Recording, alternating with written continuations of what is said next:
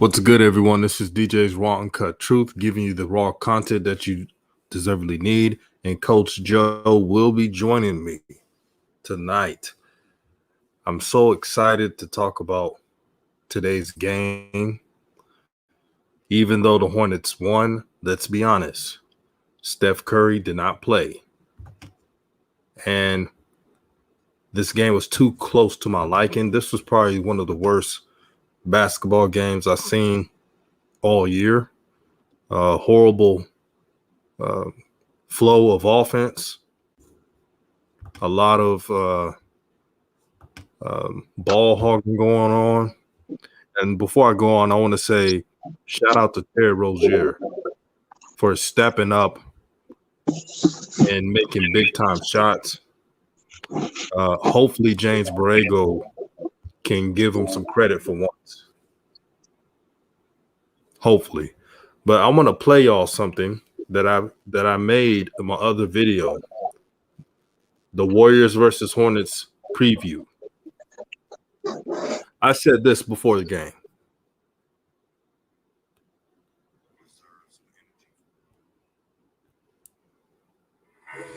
Expect Steve Kerr to game plan for LaMelo Ball. He's going to make an effort to not allow him to get in the groove. They will throw a lot of small forwards at him at times. Since he's a bigger guard, they will try to slow down transition. Steve Kerr comes from the Greg Popovich tree, and he has studied the art of psychoanalyzing, knowing the mind. I said that. This was before the game. And look what happened. Now, there's other factors. I did see a lot of his teammates looking off LaMelo Ball. Plain obvious. They cannot win a lot of games with that style. Terry Rozier, I'm not worried about Terry Rozier because he seems like there was a couple of games where Terry Rozier gets going, LaMelo gets going as well. But the worst thing that's happened to the Hornets, especially for LaMelo Ball, is that COVID stretch. I don't know if the coach is trying to tell him to be passive, but that's not the LaMelo Ball I want to see. I don't want to see passive LaMelo Ball. I want to see LaMelo be him. But thankfully, some of the fans are calling out the erratic play, the selfishness. Malik Monk, there was times he's having tunnel vision. And when they play against these tough Western Conference teams, that won't hold up. Coach Joe, what is your assessment on this game?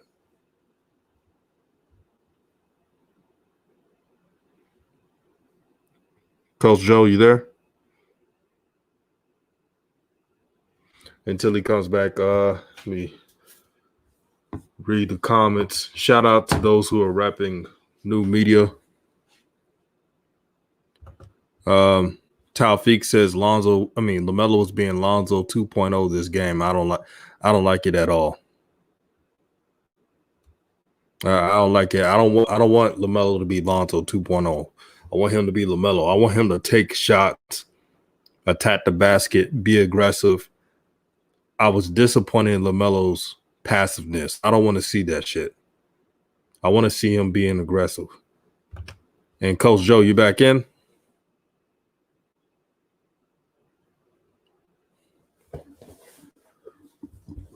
Well, the team comes back. I'm going to keep answering questions. Hello, can you hear me? Can you hear me? Yeah, I can hear you, Coach Joe. Well, hello there, DJ. What's happening, my brother? Good. Good to see you here tonight. Back here on DJ's Raw Uncut Truth, new media, Nation United. How you doing, family? I see y'all in the chat. It's good to see y'all. Some of y'all faces, some familiar faces back from earlier. The GOAT and who else I see in here? Gamer. Yeah, I see Talk Freak Sake. Yeah, I see y'all up in here from earlier today. It's good to see you guys. Good to see you guys come back with us and and chop up the game. DJ, I saw a lot of things. Number one, I got to say I saw bad basketball. Number one, okay, that was very difficult to watch, and for two separate reasons. One team, in the Golden State Warriors, they were lost without Steph, clearly, and uh, they're coming off of a back-to-back, so they clearly, and they're not very good anyway as well. Shows how great Steph is playing this year and how much he really is driving that team. And number two, the Hornets, who have been off for four days and not really doing anything, you could tell that they were still trying to find themselves. They were, the connections weren't there. They're the number 3 team in the league so far this year in a total assists per game. So, they're LaMelo has created that culture there. Fostered that culture there of the ball is movement and the ball has energy to it as it moves. So I saw a lot of rustiness when it comes to that. And I saw Monk doing what he was doing, and Terry and the rest of them, and on the show there, we on the feed we talked about it. This game, I was beaming inside at LaMelo's performance tonight. I thought it was so mature. I thought it showed his growth as a real next level baller. I saw it tonight in this game, and I couldn't be more proud and happy. Coach, I am proud of LaMelo's maturity, but I gotta say this: when I looked at James Borrego's press conference and when he gave him credit for, like Kyle Feeks gave him credit for the play of his game, I don't want LaMelo to play that type of style. I want him to be him. I want him to be ultra aggressive, take chances, be a wild card on the court. And what do you think of James Borrego, Coach? Do you think he's a coach that you can trust with LaMelo, or is there a hidden agenda? Well, you know what? Tonight, DJ. Let me maybe get into a little bit more why I say what I said about LaMelo's performance. I don't think he was being Zoe 2.0 at all. If you look at the box score and the numbers, sometimes they're a little more revealing than others without the whole analytical spin on it. LaMelo took probably the second most shots on the team tonight. He was very aggressive, looking for a shot. That's why he ended up finding it in the fourth quarter. It took him to the fourth quarter to find it. And I love how he took Bazemore when he got that first layup. He just took Bazemore on a little trip through the park around the corner and dropped him off at the store and then went on and laid it up. Bazemore didn't know where he was. And because it was exactly what you said. They put Oubre on him at the beginning of the game, and Oubre's length, as I said on the telecast, was leaving LaMelo a little unsettled. I could tell he wasn't being very aggressive that way, but he found other ways to get involved.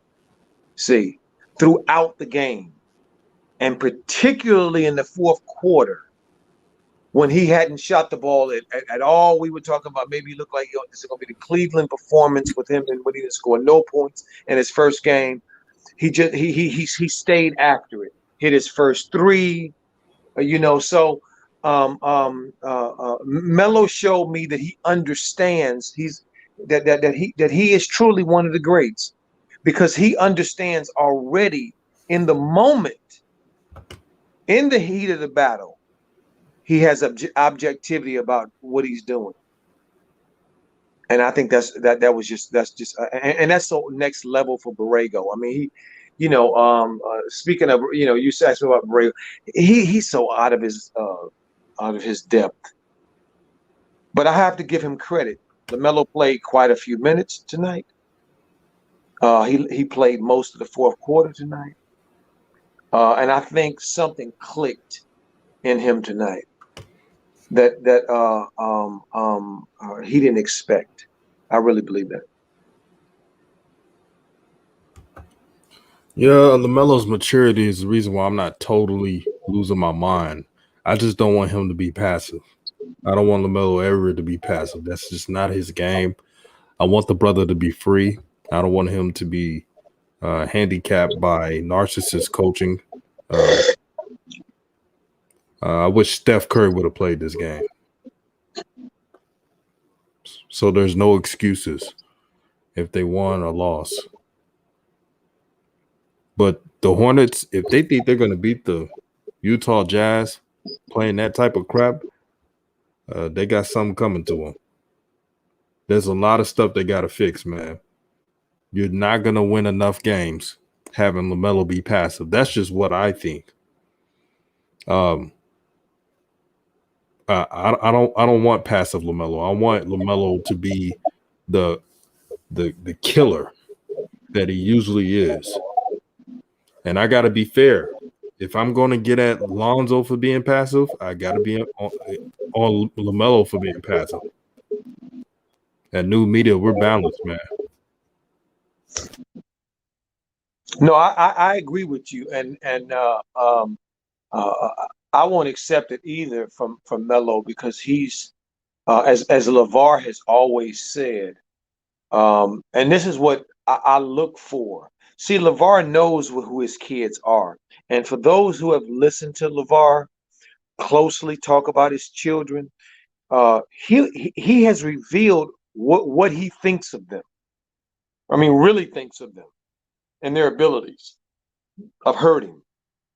Okay, and so from LeVar, he has always said that Melo is a scorer. He's always said that. I remember when people push it up on Melo's with the flashy passes and all that, and he said no, don't get it twisted. Melo's a scorer. Melo likes to score. Melo likes to entertain. Okay, that's what I'm always looking for when Melo is on the court. Is Melo trying to score, and is Melo entertaining? And God dog it, he was both of them things tonight. Shooting not very, end up shooting 3 for 10 from the field, 1 for 5 from the 3-point line. He had 7 points, and all of his points came in the fourth quarter.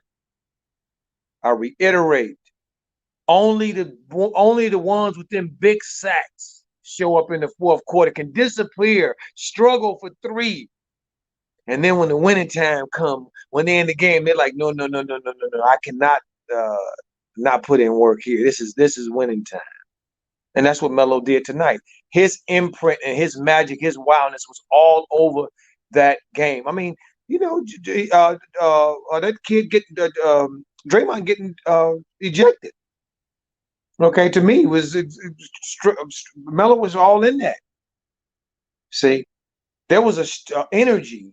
I could tell that some of them, there was an energy that they didn't want. They didn't want this team to win.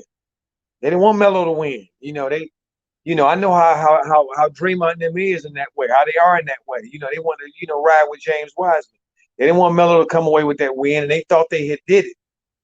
And no, you didn't. See, to me, this was Melo's game. This wasn't Rozier's game. This wasn't Hayward's game or any of these veterans. This was Melo's game. And the evidence to me of what I'm saying, look how Melo acted after the game. As if he made the shot. Coach, as if he made the shot. Come on now. For those who said LaMelo Ball is an arrogant player, he's all about himself, the showtime, the glitz, the glamour, put a muzzle to your mouth. Because when Rozier made that game-winning shot, like Coach said, he celebrated like he was the one that made the shot. Remember, Coach, and you could look at the NBA archives on this, Magic Johnson's first game against the Clippers, right?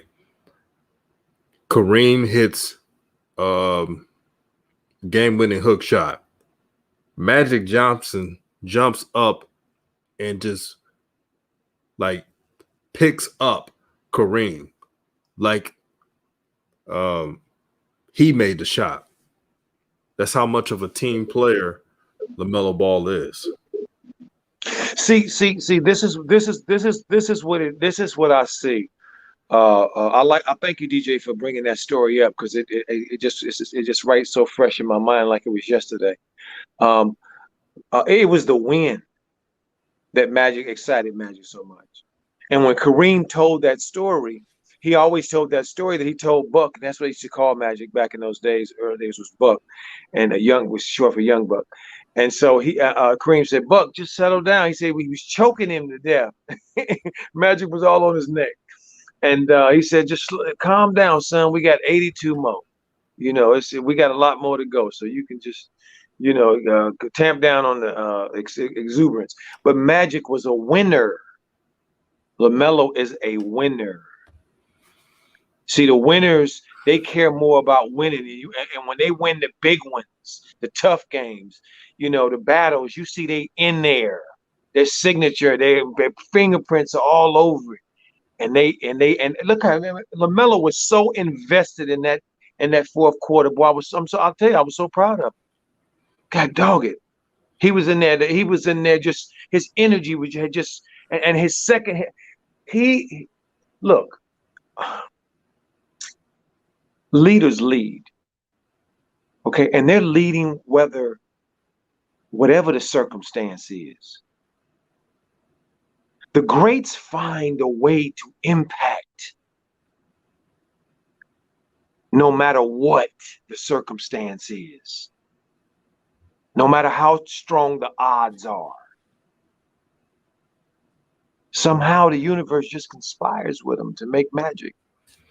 And to me, that's what I saw tonight with Melo. I saw magic. So yeah, I was excited about tonight. Good point, Coach. Coach, what you think about this? Let me read this. The GOAT, Rated the GOAT, says, DJ, it's very clear Borrego don't have the best intentions for LaMelo when he has Rozier bringing the ball up the court most of the time with LaMelo in the game. There's no need for that. That's just facts. What do you think about that, bro?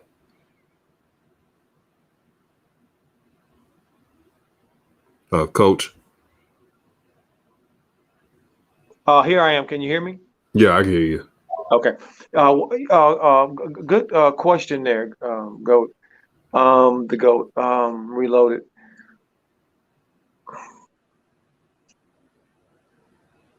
This may sound counter in some ways to what I've been saying because there's levels to this, guys. Okay. The head coach, because of the G League Association, kind of comes in and puts its imprint on this entity. It's more than just the NBA team, and these entities are big. So the coach has a lot to do with picking people and setting what he wants up and all that stuff. So he's investing a lot in himself, and so Borrego's doing that. I'm not begrudging him any of the work that he's done, any of the building that he's done, any of that. I just see that Borrego is in over his head. Okay. Don't get it twisted. I do not think that Nick Nurse is responsible for the Toronto Raptors winning the championship. I don't. I don't care what the story they try to sell.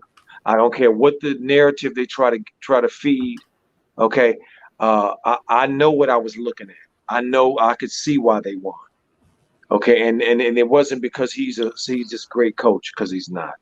So, Borrego to me is in over his head. He really doesn't know what he's in. I'm telling you guys, he reminds me of the coaches, the young coaches that the young Magic had and the young Jordan had, and these guys are just warming the chairs. They don't know. The person who's going to, if Melo's to have and not be like LeBron James and be mentorless and have to do it yourself. And LeBron has done it himself. Never have one of those great mentors and basketball minds, savants that understand the game the way it can help grow LeBron. He never had it, unfortunately. If Melo is to get that, that coach isn't on the bench yet. Powerful, man. Powerful. Let me get this out the way. Terry Rozier tonight deserves all the credit. I'm not gonna act like Terry Rozier is the main culprit of ball hogging. I know there's times he may look off LaMelo. Scorers do that. I have a problem with Gordon Hayward does it. And the fact that Gordon Hayward would dribble the ball like the point guard, I get sick of that. Malik Monk, I got more of a problem with that. But Terry Rozier has shown to be a good teammate to LaMelo Ball. I think there were games where do that. LaMelo would have a double-double, and so would Terry Rozier. But the Malik Monks out there ball hogging, and I don't know, something there. What you think of Gordon Hayward and LaMelo's on-court chemistry, Coach? Gordon Hayward is a bit of a what do I say? He's a bit of an enigma because he clearly has elite talent. Okay, because he's able to play the game at his own speed. And any NBA player is able to impact the game and play the game at their own speed. That's what that tells you. That lets you know that those are soloists. Those are the exceptions. Okay, and Gordon can do that fairly consistently. So, I think Gordon is happy right now in his life, and I think he's fine with LaMelo, to be honest with you. And this is why. He got that bag. He's on his last run. He's 30. He's on the backside, and he ended up getting that bag. So there's no reason for him to begrudge Melo in that way. Now, I think the selfishness sometimes comes in because some of these vets think that Melo is not who he is, and they don't trust him yet in that way. So sometimes they look him off and just completely go the other way. Today they did that. They just like 3 possessions in a row. They just went whatever side Melo was on, they went opposite. Him and Rozier went opposite. So, and I get that, because that's hierarchy. That's that internal male, alpha male type of thing, and I get that. And that's got to be worked out.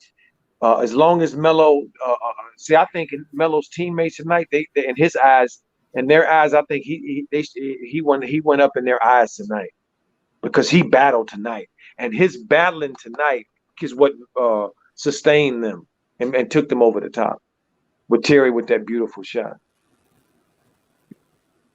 I do agree on this one aspect of LaMelo's game tonight, even though his shots were not going on and he didn't attack the basket like I wanted him to. He was gritty. He was diving for loose basketballs. He was trying to do something, getting steals. Just as a fan of seeing LaMelo's talent and seeing what he could be, I wish some of his teammates would not get in his way of progression.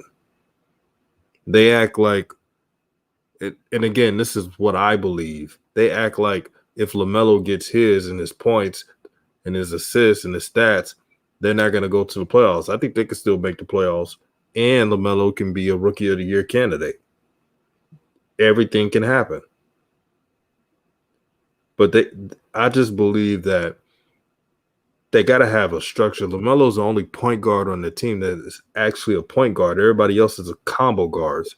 And then you have a dual forward in Gordon Hayward that likes to dribble up and down the basketball court. I just want to see some synchrony and a better flow. And I don't see it, what they're doing right now. If they keep this up, the game against the Jazz is going to be an ass whooping.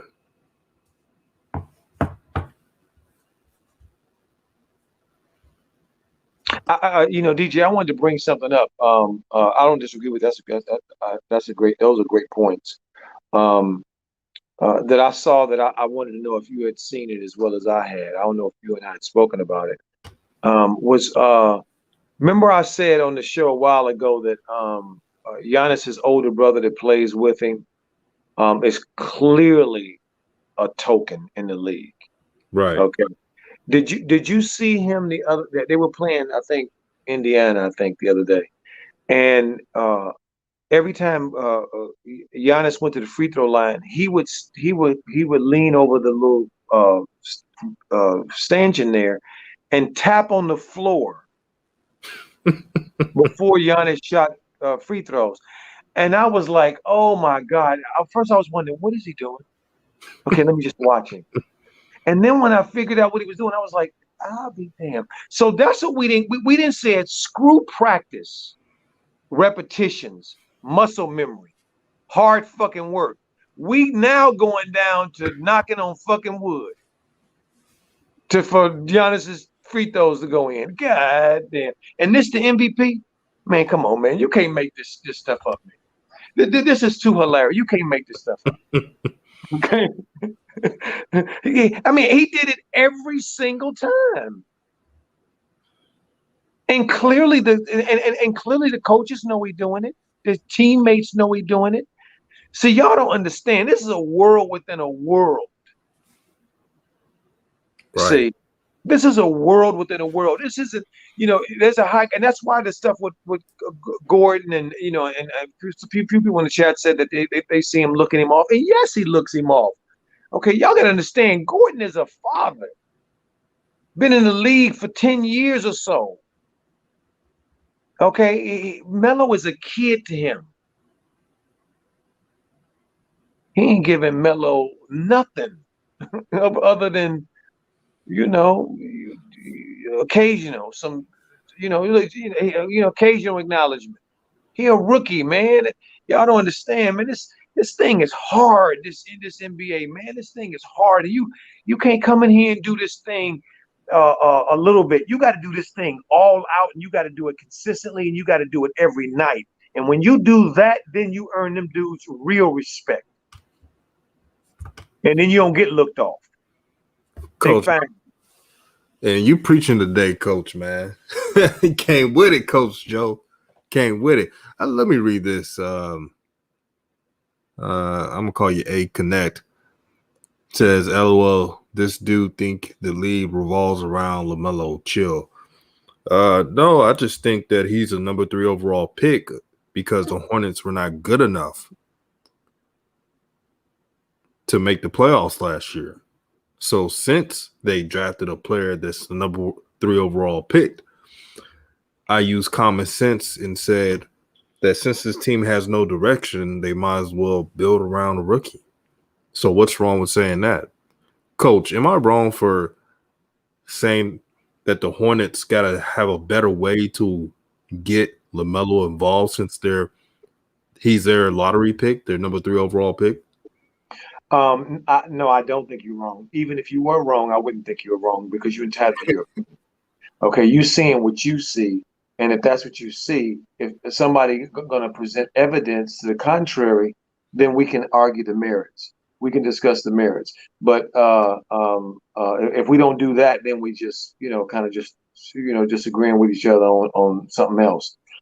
I happen to think what was his what was his thing that I think that you think the NBA revolves around Melo? Is that what he said? Yes. I think that DJ may not think that, but I think that. I think the NBA revolves around Melo. Without a doubt, in my mind. Because I've been watching the NBA and I've been watching rookies come in and LeBron James ain't had to share the stage with none of them. Kevin Durant ain't had to share the stage with none of them. Okay, this franchise, all the NBA lights is watching Charlotte. Okay, a lousy team, a lousy ran organization. Okay, and this is who they are paying attention to, and who they are excited to watch. They're not excited to watch LeBron. They're not excited to watch Kevin Durant and all, and the Harden and all the familiars. It's LaMelo Ball they want to see. Okay, and I'm hearing it all over the place. So yes, I think Melo, because I think he's a generational talent. There's no if you look around at all the rookies that have come in, nobody is like Melo. And coach, can I say this because this person keep putting the same message? Rev, he will be back week and a half next week. He's doing some important stuff right now. So don't worry, Rev will be back next week. Sorry about that, coach. No worries, no worries. We got to do housekeeping. That's housekeeping. We the fam want to know where the other family member at. We understand. Right. Absolutely. We got to get it straight. Somebody asked something there about Coach knows wealth engineering. Ask me with the what is that $5 super chat, right? Thank you, Wealth Engineering. We appreciate you, Right. brother. New media. We appreciate that. Thank you. And he said, Coach, could you please elaborate on Nick Nurse? Why he's not a good coach? He came up with the wall to stop Giannis. No? Yes, Wealth Engineering. And when I say not a good coach, I don't mean that he doesn't have the ability to coach basketball, understand the X's and O's of it. Giannis, for those who study, Nick Nurse, James Borrego, a lot of these coaches, Stan Van Gundy, a lot of these coaches, a lot of them have some of the technical knowledge. Okay, but the NBA is not a technical knowledge place. Okay, you don't win there based on the technical knowledge. You win there based on how many dogs you got. How many dogs you got in the race, and how them and you got good leadership at the top. That's how this is ran. It's hierarchical and it's people based. So all that other stuff that might be college based, and yes, that's more high school based, and I'll give them dudes all the flowers they want in terms of the high school. With the college was not so much today's college, but was. But Nick Nurse, yes, he's a good aspects. X's and O's and that kind of thing. I'm not talking about that because that's not why you win. You win in the NBA when grown men come together and say, look, with the leader leading the way, whoever the leader is saying, look, we the baddest mofos out here and we going to get that ring. And anybody coming our way, we kicking that ass. And you go out there with that attitude. The Lakers every day, after every practice said, dominate, and they huddle. That's what they was on last year. Dominate. Okay? Ain't nobody taking no credit. This ain't no child play stuff. This is grown men business. And when the grown men come out, baby, they ain't all that other old X's and O's and that other stuff. Everybody know what you're doing. You ain't surprising nobody with no fancy schemes. Okay, none of that stuff ain't happening. That's just the trickery of it all. The game within the game we talk about. It's about dogs. That's why we telling you about Melo. He's a real dog. He's one of them real dudes, and they don't come along that often. So enjoy him. And that's why I'm trying to give y'all from my heart what I see so y'all can enjoy this process with us. Because once it's over with it's gone, man. We can't see it twice. We ain't gonna see it again. And once you see it, you see it. Preach, coach. Preach. Shout out to True the King. He said salute to DJ and coach. Thank you, my brother. Thank you, my brother D. Thank you, my brother. Appreciate that. Yeah, I want us to enjoy this, man. This is a beautiful thing, man. This game of basketball, man. When you can get 10 guys on a court, man, competing against each other, going at these speeds and this athletic and this strength, man, trying to get that little ball in there. When most of these dudes, man, their hands are so big, it's hard to even, catch these things right. And them dudes out there, whoa, man, just it's beauty to watch. It's beauty when it's good. Coach, man, it's beauty, huh? Coach, you ever seen the movie ATL? Yes. The big boy was like, hey, this is grown man business, right? That's the NBA. Right. It's grown man business. It's grown man business. See, that's why you never hear. Think about it, fam.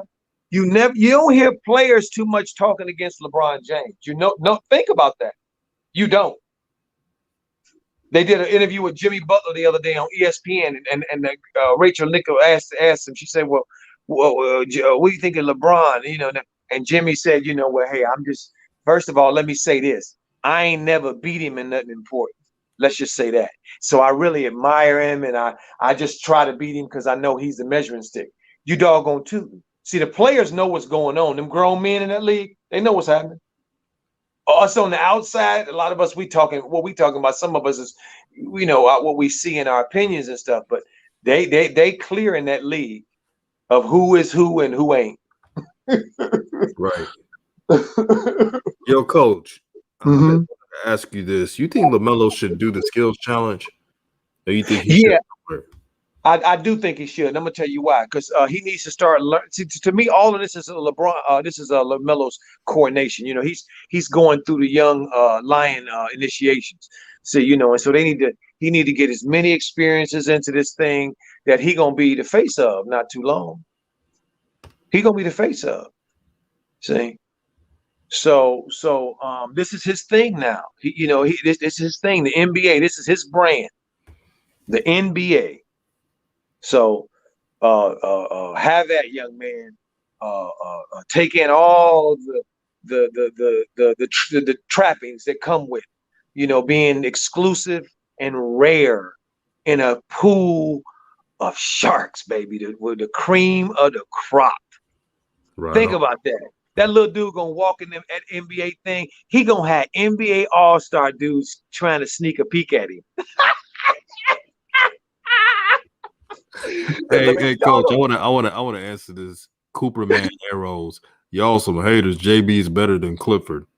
Oh, really? Clifford who? Clifford the Red Dog? who is he talking about? Clifford the Red Dog? Steve Clifford. Well, Steve Clifford took his team to the playoffs. What has James Borrego done? Don't worry, I'll wait. He's done process. Oh, he's done that well. He's the best process coach around because he's not going to be winning that much. Come on, y'all really capping for James Borrego of all coaches? Hey, you know what? I want to do something for a second here. DJ, hold on. Can you help me out, please? I want to in the chat. I want to challenge the people that saw the game today, and I'm gonna give you a second. Why? Please don't lose your place, DJ, because I want you to finish. I want y'all to give me 2 names or 3 names or whatever of whoever watched the game in the chat, fam, who thinks in that fourth quarter, which was winning time, who the 2 or 3 or 1 or whatever, who were the main characters that pushed Charlotte over the top. I want to hear what people say. I'm sorry. Go ahead, DJ. I'm waiting. I can't wait to hear this. Oh, coach, I see another excuse. You see that? JB, third-year coach. That's okay. Nobody ain't.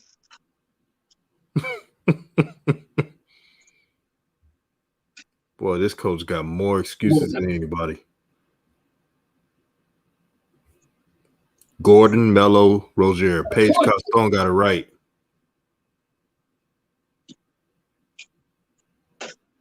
Let me see. What they say, DJ? I'm sorry. I see Terry and LaMelo. Okay. Terry Gordon. And Melo. Okay. All right. I see. JB gets an F minus. Okay. We not JB. He ain't in this conversation right now. We'll give him an F later. PJ, LaMelo, and Rozier. Okay. Okay. Jumper says. Okay.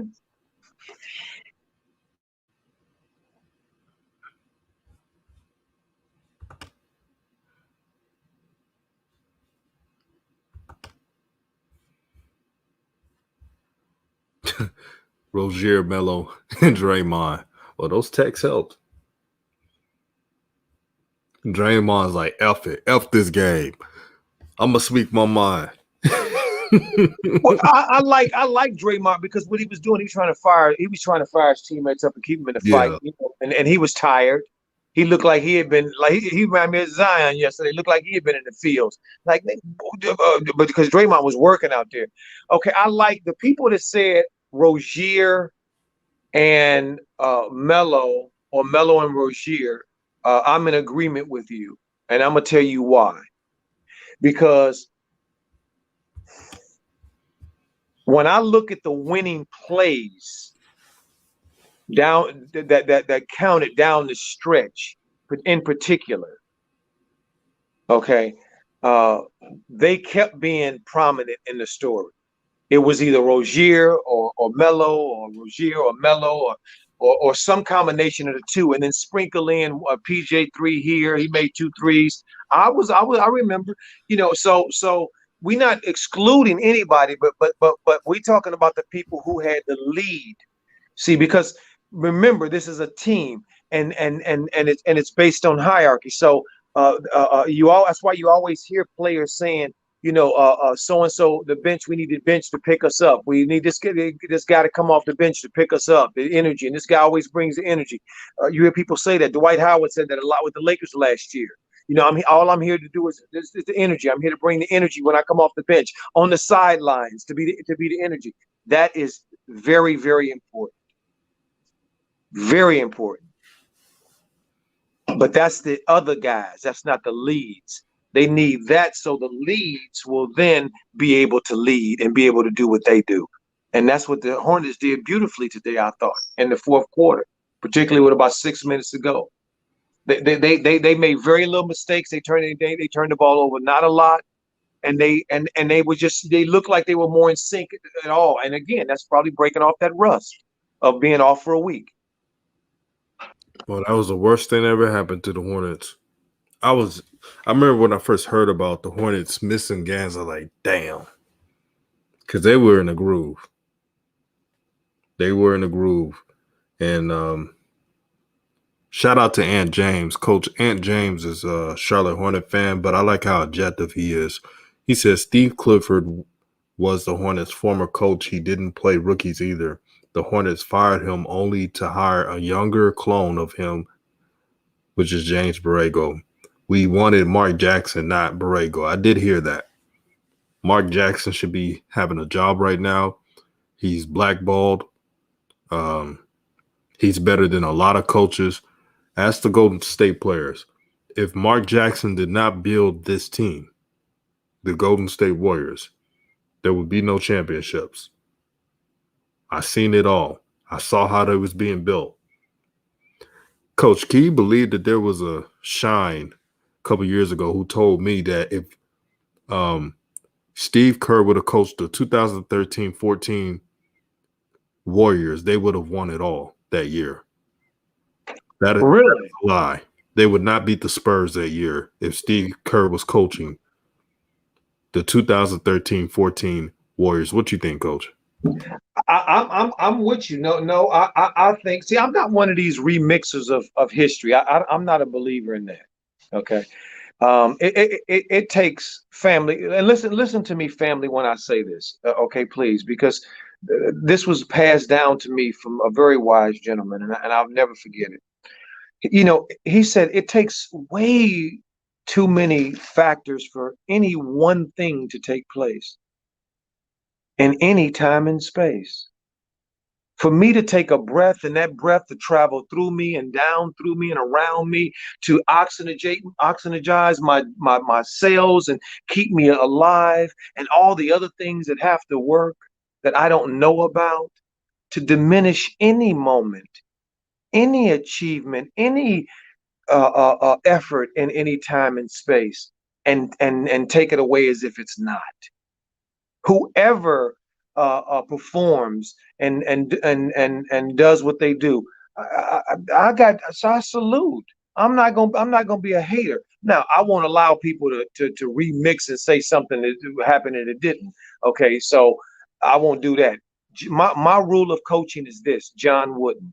Okay, and to me, he won a lot. He had a lot of great players that come through, and I know some of his story that a lot of the media won't tell. However, he did always say that it was his honor and his privilege to coach these players, because these players have been the honor of his life for them to allow him in their life. That to me is a real perspective of a coach. And I don't hear this from these other ones. Okay, they all want to talk about their scheme or their this or that or some kind of deflection, which turns it back around to without them it wouldn't have worked. When ain't none of them scoring a nan basket, getting one rebound, fighting over one pick. None of that's going on. They're over on the sidelines. So how can you be the most important element in this whole thing? This is silliness. So I don't accept that. Any coach, including Phil Jackson, who I have a lot of respect for, and I know it's a lot of his story as well because I studied him, because I respected him so much. His thing was even about that. It was about the players. Phil Jackson's thing was, I want to get the players to be the best that they can be in each moment and each time and space. That's what his goal was. And that's what he did. That's what the Sage was about. That's what all of the stuff was about. That's what all of that business was about. The funny business, the chanting and the meditations and everything was about helping the players because they have to perform. That's respect for the game. Anybody else, I'm not. I can pass me with all that other stuff. Right. What they say on the commercials, it's a player's league. It's a player's game, man. And shout out to the legendary John Wooden. I heard some of his stories. One of the few legendary coaches in any sport. Never made it about him. It was always about the team. And you can see why in his funeral, a lot of former players wept and cried like he was their father. That's real coaching. Coaching is about relationships, not so much X's and O's. They want y'all to believe that, but look at Phil Jackson. Phil Jackson, the reason why he won is because he knew the X's and O's, not just the triangle. The triangle wouldn't be anything if Phil didn't have the relationship to MJ, to Pippen, and later on Dennis Rodman. Kobe, Shaq,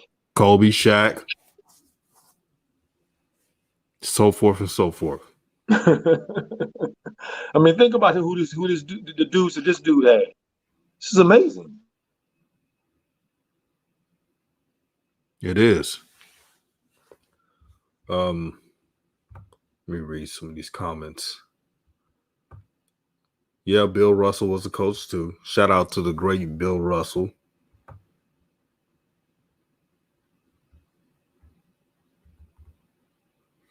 But yeah, for those who think Mark Jackson is not a great coach, come on, man. He's a talented coach. I'll tell you one thing, if the Charlotte job was open this summer and he took it, you will see Mark Jackson doing the same things he did with Steph Curry. Remember when Mark Jackson told Steph Curry, "No, it's okay, shoot your shots. You're the best shooter in the league." He said he was the best shooter in the league before he was popular. Because years ago, if you took those Steph Curry shots, the coach is putting you out the game. But he made it cool. He said, "Nah, Clay and Steph, y'all take those shots. It's going to pay off." You know what? It did. They won 3 rings. XOX, he says LaMelo played hard. He did play hard.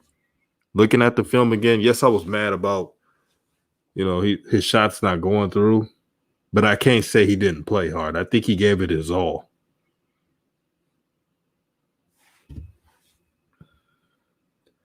Cooperman Zero says, "I've never seen a rookie like LaMelo. Well, CP3 was good." Well, he gave him some props. Wealth Engineering says, "The Milli Vanilli of coaching." Coach, I had to read that one, man. Shout out to LeVar Ball.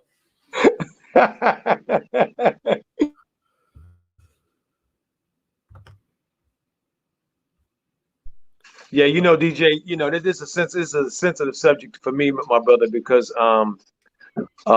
coaching to me is plain and simple, just about relationships and about people and about caring and about love and helping people, wanting to have help people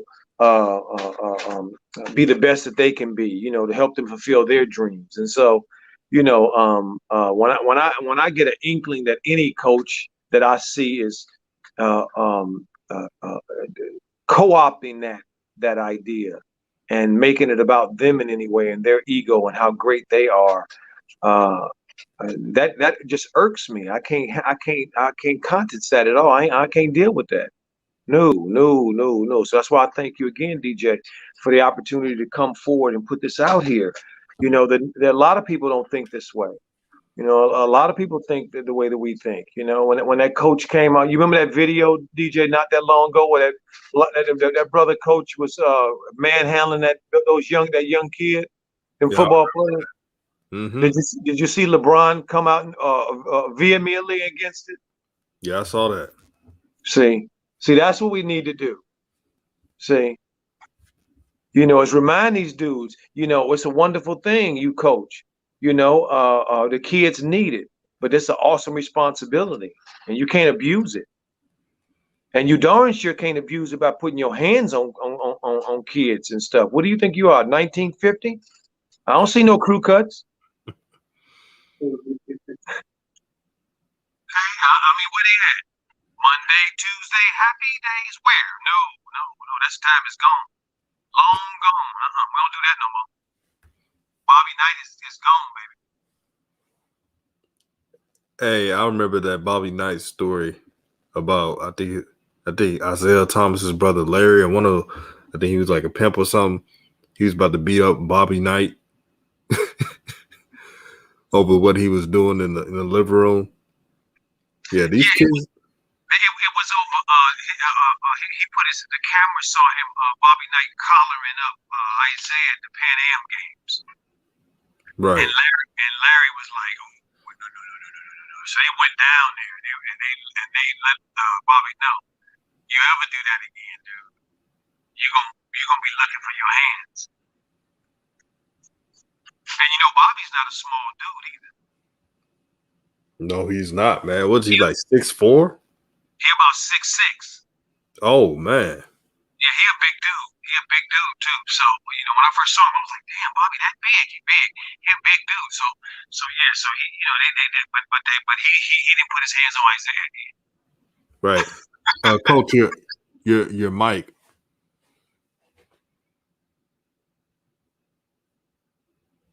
Right, he'll be back. Yeah, Isaiah Thomas's brothers didn't play, man.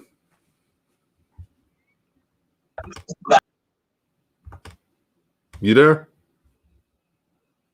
All right. I'm What's here. up, You Coach? hear me?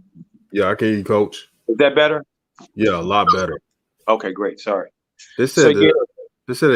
one of the brothers punched Bobby Knight. Is that true? No, I didn't hear that he punched him. I hear that he asked him to come outside. He threatened him, to a fight. He told him, "Come on, let's go. You like to put your hands on my brother. Let's go." And Bobby didn't go. And so he's like, "Dude, don't and his brothers don't do that. You do that again, dude. It ain't gonna be like this. You don't put your hands on our baby brother." So yeah, because Isaiah was, he was Isaiah. I'm telling you, man, he was. Before media and social media and all that stuff and computers and all that stuff back in them days, man, we didn't get a whole lot of opportunities to be seen, and he was one of the few whose talent allowed him to be seen, which meant allowed us to be seen.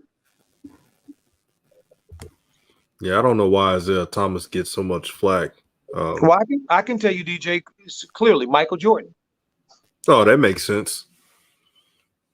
From what I've heard, Isaiah Thomas is a great dude. He's always giving back, genuinely gives back. A voice of reason, a good brother.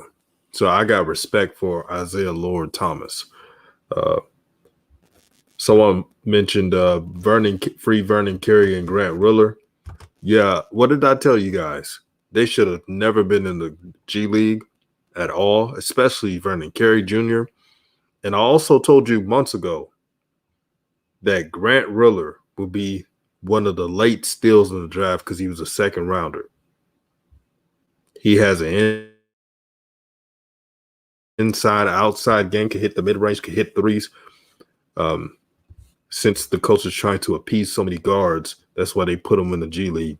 But those two players, they're too much for the G League. I've seen enough. I've seen enough in one game. XOX Wavy says, DJ, what was going on with PJ Washington? He was getting bodied in the paint. PJ Washington has regressed this season, unfortunately.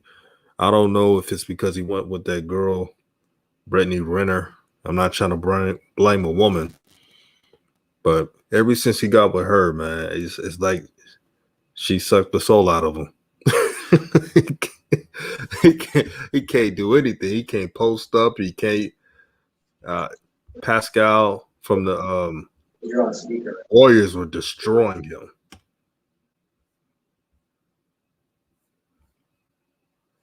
What, DJ? Yes, it's two things can be true at the same time. Yes, PJ was getting bodied. Some Pascal Siakam was giving him the business, and I said it on the broadcast too when he first came in the game. I said, if they don't get a handle on him, this kid will end up with 20 or 25, and they'll be in trouble. But PJ hadn't played. How long? PJ's been out. Remember, he was injured. So PJ, this is his first game back, isn't it? I mean, in a couple of weeks, right? No, a couple of weeks. Yeah. Yeah. So I mean, come on, you got to give a guy a little bit of a break. I mean, come on, he can't come back and just. I mean, PJ ain't an elite player. He's a role player. So, we got to give him a chance to, get his motor back going and get some more, break a sweat. You can't judge him too harshly. Coach, before the injury, he was looking sluggish. Like from what I saw, his rookie year, in my opinion, was better. I've heard people say that about now. That's a different question, right? Okay, and I can't speak to that because I haven't been watching PJ that closely, so I'll take a pass on that. But just this year, what I've noticed since I've been watching the Hornets, this is what I've seen so far of PJ. A little bit of inconsistency, undersized as well. He's athletic though, and he can do some things. His shot seems to be has improved a little bit, but quite honestly, I think Bridges should be playing. To be honest. I agree, Coach. Said PJ cannot move his feet. That's what's irking me right now. Or maybe just having problems moving them against, first string. Maybe he can move them better against the second string. Right. Aunt James, brother, you spot on. You said Grant Riller been brought up would end the need for Graham on the team. Vernon Carey definitely should be starting over Zeller. Hopefully we get both of them on the big road trip. I'm telling y'all right now, that Grant Riller, I would love to see a backcourt with him or LaMelo. He understands the game and he can get his shots. Well, I'm gonna tell you though, DJ, that may be a hard sled to get though, my brother. I would be shocked if that kid played any on the NBA on the big stage this year. No, they're going. James Borrego is going to put Vernon Carey.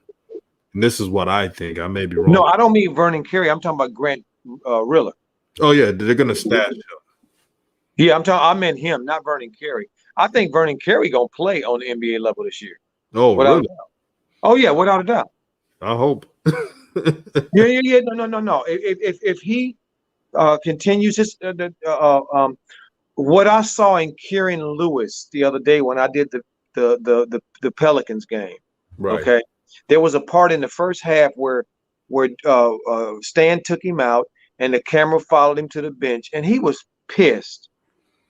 Okay, he didn't want no. One of the players, older players, tried to dap him up and talk to him. He didn't want to dap shit. No, I don't want. Leave me alone. He was mad, and I liked that. And so, but when he came in the game, when he got back in the game, the second half, he was instrumental in their defensive push and getting and having any success because his energy was infectious. That to me is what Vernon Carey. Vernon Carey, you scoring well, you rebounding well. Melo shouting you out on Twitter, so people are talking about you. Keep doing what you do. They will have no choice but to play him because they don't have somebody like him up there. Man, I just can't wait for Grant Riller to one day play so I could be like, ain't nothing realer than Grant Riller. Ain't nothing too realer than Grant Riller. Man, Grant Riller. I seen him play on TV, College of Charleston. I said, man, he's going to be one of those players that stick to the league for a long time because he does the simple things well. Plug and play. Facts. That's how you get to the NBA. Now, him being 6'3" helps. You don't have to worry about him being a midget on the court. Hey, I got to say this about Melo. DJ. I didn't tell you this. That you predicted, as you did correctly, that they would put one of them big forwards on him, Andrew Wiggins or Oubre, which they ended up putting Oubre on him.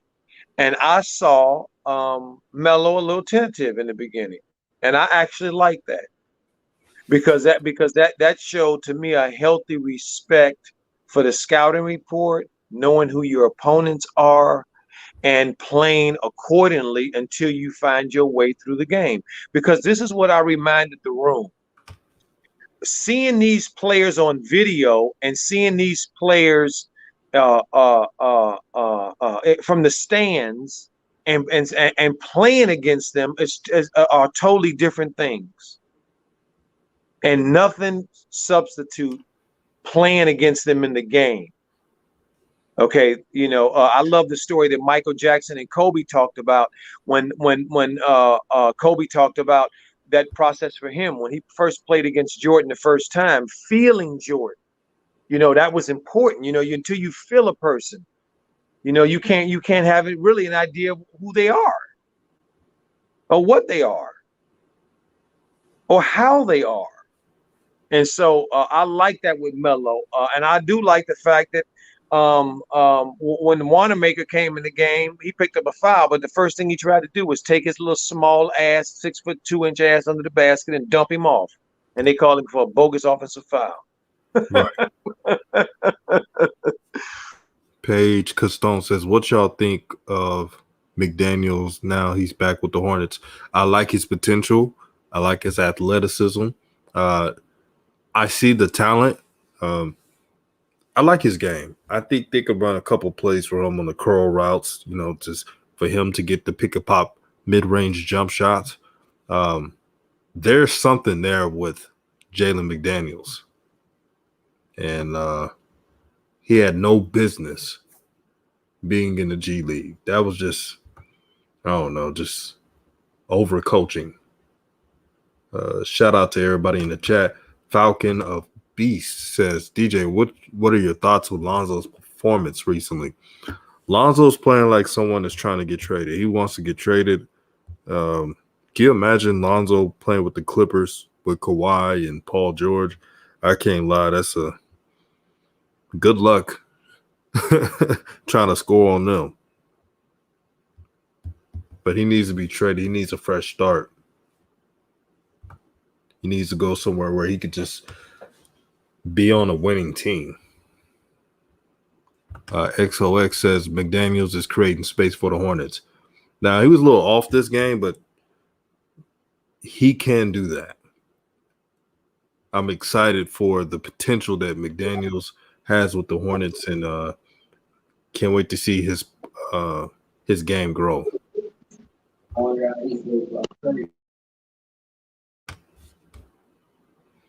I'm gonna answer one more question before we go. Well, DJ, before you do that, can I chime in a little bit on that? yes, my brother. Um, uh, I liked McDaniels a lot today. Actually, I loved his activity.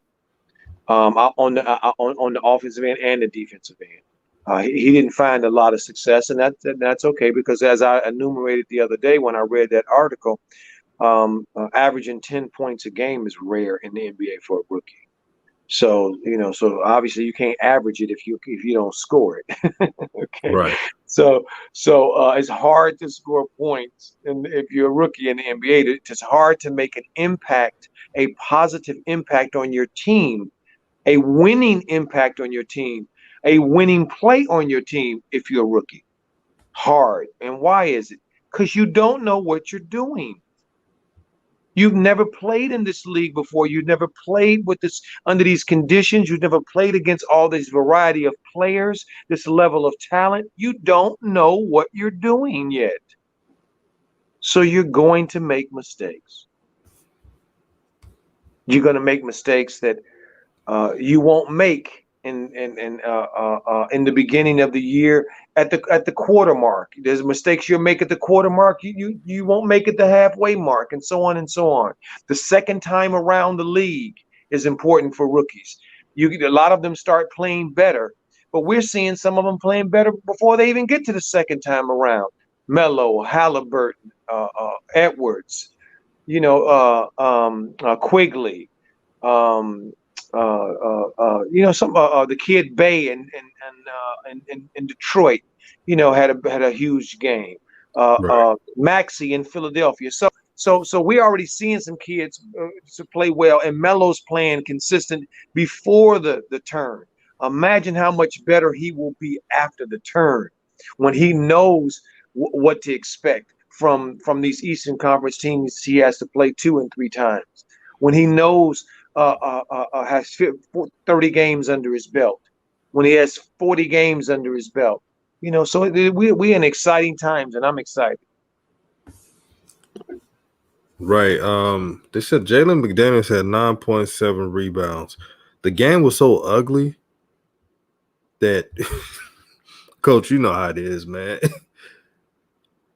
That you had to really look to see any type of positive besides Terry Rozier and him making key baskets. I think Coach is right. Jalen McDaniels, he did get some key rebounds in that game. But the game was so ugly, Coach. Well, DJ, it was one of those typical tough sledding, Right. back to backs, and unfortunately, the Charlotte played sort of like they were in a back to back too because they hadn't played for so long. So it took both teams. There was a lot of disjointedness, absolutely. So that's why a Jaden McDaniels 9 points and 7 rebounds was so doggone big.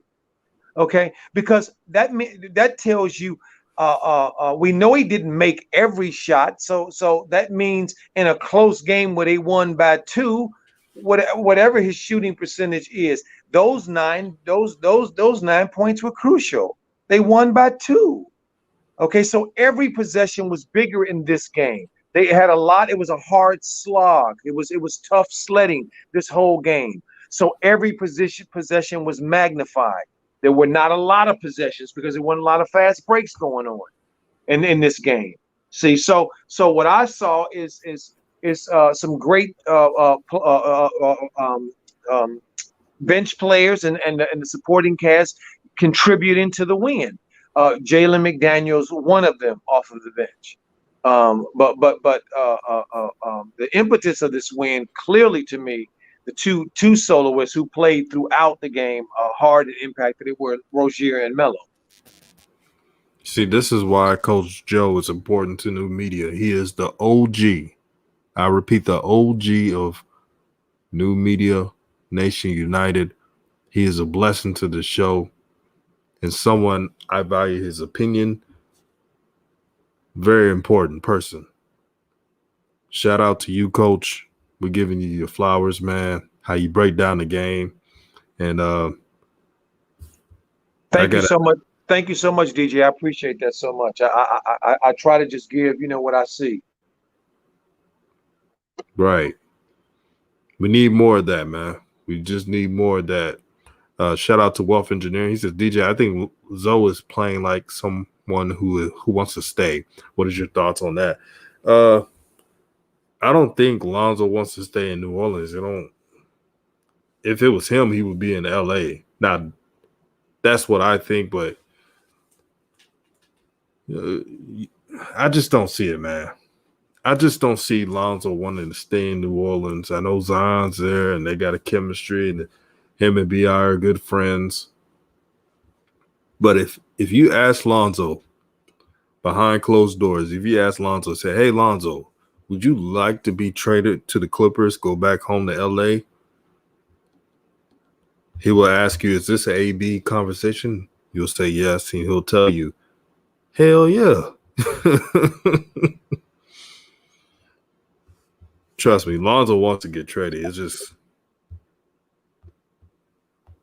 trying to see where the cards lay. Clutch Sports, yeah, he's with Clutch Sports, so that's pretty difficult. They are not trying to send him to the Clippers. I'd like to say a little bit about that, DJ, to Wealth Engineering. I mentioned it on the thread, the stream the other day, that Lonzo to me is on his jump shot and his body language at times in the game. He's starting to look and to resemble me, the UCLA Chino Hills Summer League Lonzo, a little bit.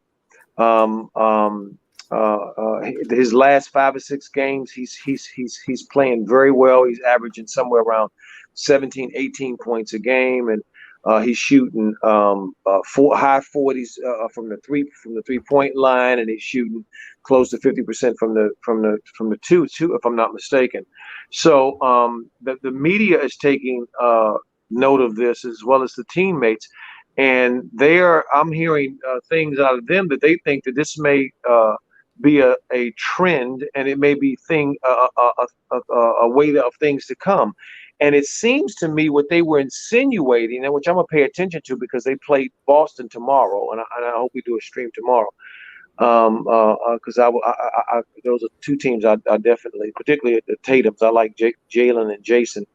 But Lonzo, to me, they're talking about him now as his role as being this guy who can shoot, close to 40% from the 3, and shoot a decent 45% maybe from 2. This Lonzo they're seeing now, they're saying they like this Lonzo, that this Lonzo here Bledsoe is okay with, and he seems to be finding his way around Zion and BI and all this. So they're saying that they might even offer him a contract. And if I'm not mistaken, Zoe isn't unrestricted. He's restricted, if I'm not mistaken. You heard it there first from Coach Joe, OG of New Media Nation United. Before I go, I want to say peace and love to everybody. Working very hard, not in my personal life, but in YouTube. I'm working hard to provide the raw content that you all deservedly need, and it's worth it, because we want to see something different. We want to see different channels. We want to see creativity. And this channel doesn't grow without any of you. I just want you all to know that. And let's keep this thing going, man. New media. Any last words, Coach? Just want to say, DJ, again, thank you to you, my brother, for giving us the opportunity, all of us, to come together here on DJ's Raw Uncut Truth New Media Nation United. Appreciate you, my brother. And to the room, thank you, guys. Appreciate y'all energy. Appreciate your presence here in the chat. It wouldn't be the same without you, so we appreciate you so much. and hope to see some of you guys. We'll let you know if we're gonna be streaming tomorrow. What do you think about that, DJ? The It's like it's Pelicans. at 12:25, right? Uh, Pacific um, time. Let me check. I'm not sure, but they are playing Boston tomorrow. If this is an earlier game, I could catch it. If it's at 12, I could catch it. It's at 12:30. Yeah, we could do a stream. Wonderful. Okay, so look out for that, fam. That we will do that Boston Pelicans game. But peace and blessings, and until next time, you guys be safe. Peace out.